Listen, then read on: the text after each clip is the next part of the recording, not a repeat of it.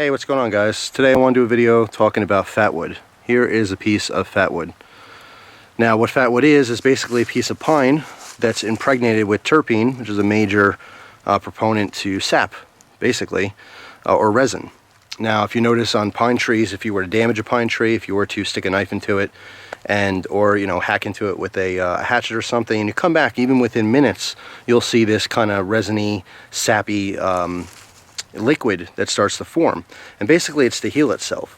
Just like if we were to get cut after you clean the wound, before you get a scab, you'll get this kind of thin, well, not really thin, kind of a viscous clear liquid that eventually turns into your scab as you kind of rebuild your cells.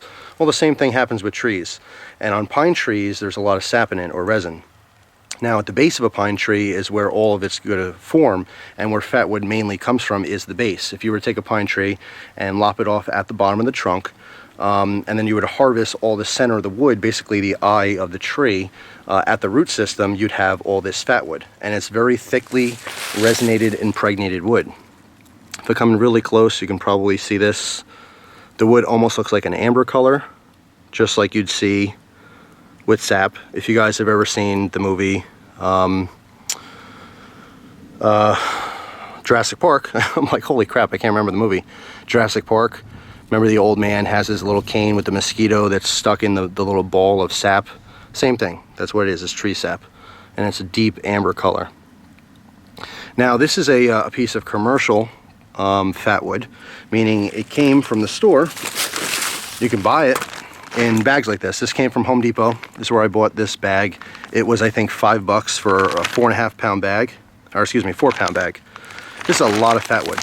Now they'll sell this by the basically fireplace stuff. You'll find this usually in the outdoor section by the tools, and they'll sell the different types of fire starting logs, the chemical ones, but this is great because it's all natural. But specifically it's great to be used in camping, and or if you want to make some kind of a bag for survival type stuff. Fatwood is awesome to start your fires with. Now in a bag like this, you'll see that different types of pieces have different amounts of resin in them. For example, the piece I'm holding right here is very heavily saturated, as it almost looks plasticky. It doesn't really look like wood. This piece right here is extremely impregnated. See how dark and deep it is? Whereas this piece here, although it has resin in it, it looks more like normal pine with a much lighter color. So you get a bag like this for $5, and you can kind of hand pick some of the best pieces to take out to put in your kit if you want. Now for this video, I'm going to show you how to light it and show you basically how it burns. It burns a lot hotter, and it burns for a longer duration of time, and it also burns a lot easier than normal pine wood, or pretty much any wood, because of the fact that it's impregnated with all that sap. You kind of basically have this candle effect. The sap is working like candle wax in a way, where it's extending your flame. It's also a lot easier to get it started. So the wood, although the wood is what's kind of burning, it works kind of like the candle wick. So it does stay lit for longer. It is much easier to light than any other type of wood. I'm going to use a knife. I'm still doing some different types of usage on different blades to review them. Here's another version of that Schrade knife. This one has the textured handles. I don't quite like this as much as the plain version. We'll talk about that more in the review. But I'm going to use this blade to break down these pieces and get a fire started to show you how easily it is to light this stuff. So basically right now I'm just going to baton through these pieces to get a lot skinnier, long pieces to build up. Well, I just realized that you guys are knife people, aren't you? You might want to watch this and see some of this action, so I'm going to show you that. Using a little piece of birch bark here just as a base. I'll build my fire on this to keep it off the ground, and also so that when I'm batoning my wood, it doesn't push into the earth. It's a nice stable little base. So actually I'm going to baton some of this good, rich, impregnated pieces.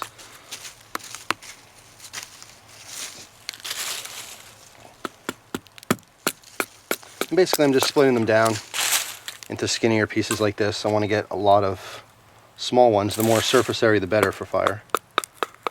In fact, once I get it started, you can almost push it through. You can see this. Oh, that one broke. That's okay.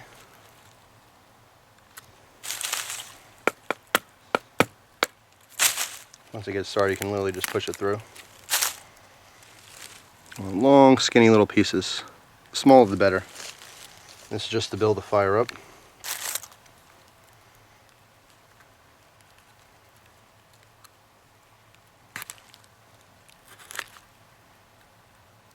And you could feel how sticky it is. It doesn't feel like wood, it almost feels like a freshly waxed floor. In fact, when you're cutting into it, let me show you a piece like this. And you could see all that resin, how dark this is. Super dark. It smells like really good. It smells like floor cleaner, like Pine Sol or something. Super sticky. You could feel that resin on your fingers. In fact, I'll use these small pieces, but I'm also going to make a feather stick. I'll use the same one. And once we get our fire going, I'll use this to catch. I'm not going to make a huge fire. I'm in my backyard. I'm not camping or anything right now. Just want to do this for demonstration purposes. To make this fire stick, basically, I don't know if you can see what I'm doing. Just cutting and going around, and I'll work my way up. This gives you a lot of surface area. The more surface area, the better. All these sharp little corners on the wood is going to catch fire very easily. All right, now I want to show you something. Here's just a stick, a branch. Okay, this is completely dry inside, no moisture at all. In fact, I'm going to carve off the bark. Give ourselves nice dry edges. And I want to compare lighting the Fatwood compared to this. Now I'm also going to square up the edges a little bit, because you might make the argument that this is round wood and it's not going to catch as easily as the squared off pieces, so we'll do that as well.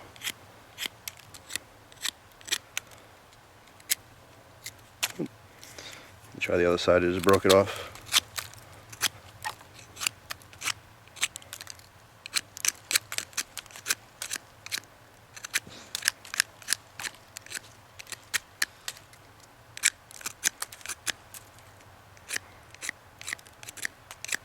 Alright, so now just going to square it up a little bit, just so it's not so round, so we get those nice sharp edges. Alright, that should be good enough for demonstration purposes. So basically I'm going to compare the two. I want to get this basically as skinny as the Fatwood. So they're very similar pieces of wood.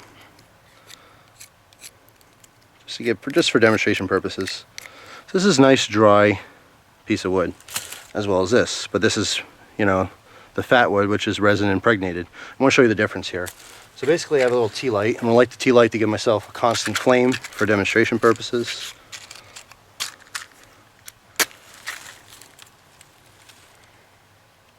This way I don't have to keep lighting matches or hold them. Alright, so here's our tea light. I don't know if you guys can see that. I'm going to put this on the grounds, and I'll zoom in to show you this. Make it more steady. I'll show you the difference in time to light both of these pieces of wood. So here's the dry wood, okay? Dry piece of wood. Actually, I was going to time it, but it's not necessary. And here we go. It's charring the wood. I'm bringing it away just to see if it's on fire yet. You can see it's smoking. I don't have flame yet. There we go. So now I got flame. Oh, I don't know if you can see that or not. I took it out of frame because I'm zoomed in. But that's about how long it takes to get a flame going. And right now it's just smoking, so there's a little ember on it. Whereas the Fatwood, here's a piece of Fatwood. It's lit. And you can see the difference in how it actually lights. It burns much more aggressively. It's almost like a firework. It kind of sparks around. Let me take this out of view so you can see this better. It burns very hot. It sparks. All the sap kind of bubbles as it's being heated and burned. It is an amazing source of tinder.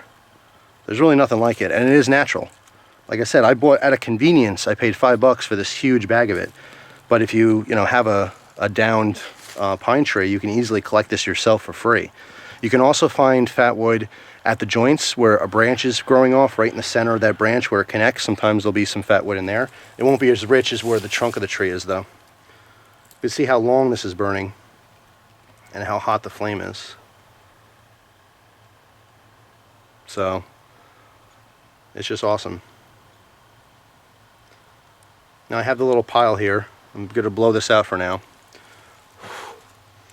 And I want to get a little tiny, I want to see if I can light this Fatwood with just a magnesium block. First I'll try the ferro rod, which I don't think will work unless you really, you know, make this very fine.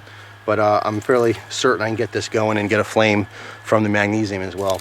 Alright guys, so basically you get the gist of Fatwood, but what I want to do now is I'm going to zoom in on our little pile here. And I didn't process this very much. If you took the time to break this down into all very, very thin pieces like this, alright, and kind of snap in half and you stack them TP style, you can have a very, very effective way of starting a fire. But basically I'm just piling them together.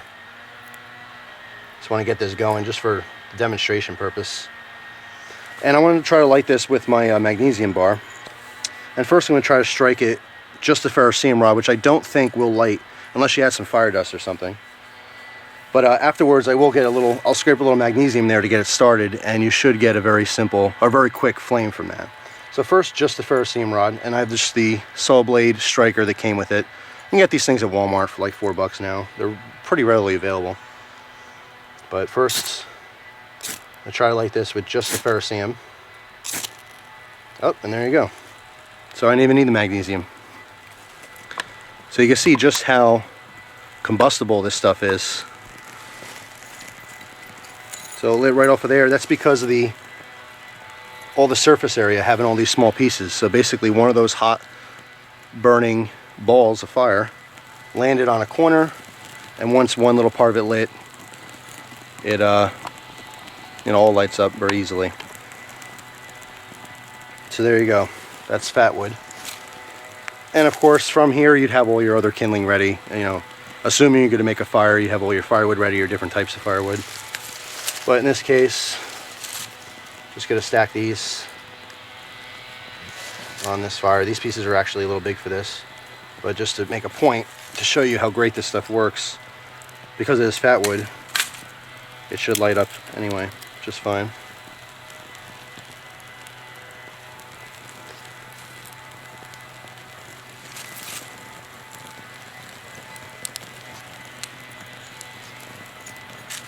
Aiming these larger pieces like this. So extremely, extremely effective. So anyway, I just want to make a video showing you that, talking a little bit about Fatwood. It's an awesome, awesome thing to add to anyone's kit, really. I mean, if you were to buy it, it's a lot easier than harvesting it. A heck of a lot easier. And it is relatively cheap. $5 for a huge bag is nothing. But like I said, if you have the means to finding a downed tree, you could of course take it from the stump and harvest it yourself for free, and you get a lot out of a stump. You could probably get 15-20 pounds from one tree, one decent sized pine tree. Hey guys, well, I just did my video and cleaned everything up, and I'm still burning on this Fatwood. I just wanted to show you this. It burns extremely hot, and it burns for a very long time because you have this candle effect from all that resin. Actually, let me get out of the smoke here. I know some of you are watching this thinking, oh my god, look at all those dry leaves, it's going to start a forest fire. No, don't worry about it. I have a bucket of water right by me, and I will put this out efficiently when I'm done. And make sure it's out before I go back inside. But I did want to make a point to show you this, that this is extremely, extremely effective for fire starting. Even if you're not into the wilderness camping thing, maybe you watch my channel just because you like knives, or I don't know, maybe you like hot sauce, you happen to stumble across me. This still is probably my favorite and the best way to get a fire started, even in your fireplace or wood burning stove. Fatwood is an awesome addition to any fire making kit, like I said, whether it's indoors or outdoors. So I would highly, highly recommend getting this and at least trying it if you've never seen it before. So that's it. Thanks for watching. Hope you guys enjoy the rest of your day, and I will see you soon. Take care.